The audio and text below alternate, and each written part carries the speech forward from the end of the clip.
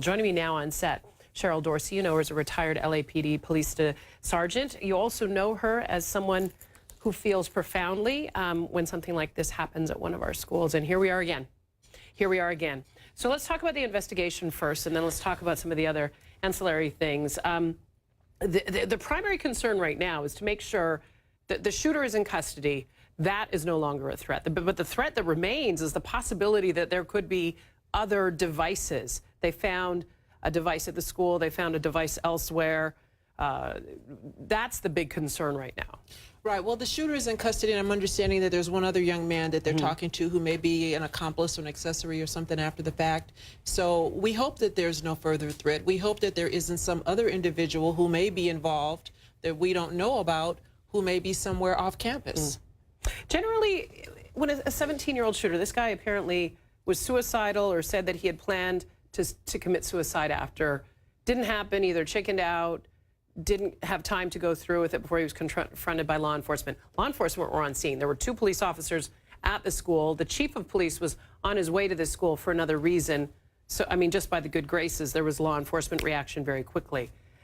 How helpful is a suspect like this, a 17-year-old who's clearly, there's things going on with him to lead him to this place? How cooperative is he going to be with investigators? Well, it sounds like he's being very cooperative, and so we'll understand and get to know why he did this thing that he did, but how does that help us going forward? And so I'm more concerned about what are we going to do as a country, as a community, legislatively? What are we going to do to make sure that this doesn't happen again? Because, you know, I believe that there's always red flags that we miss along the way. And now we know this young man is coming to school every day wearing apparel with Nazi insignia on it, and they say that that wasn't a red flag. Well, I guess if you are in a community where wearing Nazi material or being a bigot or a racist is what you do, then nobody's excited by that. They don't find that as odd. But for faculty to see him and allow him to come to school every day wearing this kind of attire certainly would not have let them know that this would happen, but certainly should have let them know that something was going on with this young man. And then the family, right? His parents, they see him coming and going wearing a trench when it's 90 degrees, not just today, but every day. They see him with this kind of paraphernalia on his clothing. Some sort of intervention is warranted. Right. And so what are you doing, parents? Why are you not paying attention to what's going on with your children? Why are you not monitoring their social media? I don't care that he's 16, 17 and thinks he's almost grown and shouldn't have anyone watching over his shoulder, but you don't get to operate in a vacuum if you live in my house. Another point of vulnerability that we've seen, and it's borne itself out in this instant, is the fact that this young man was able to get his hands on 2 weapons, on a shotgun, on a .38 revolver that belonged to his father. His father owned them legally. His father owned them legally. He did not own them legally. Right. Those guns clearly were accessible to this young man.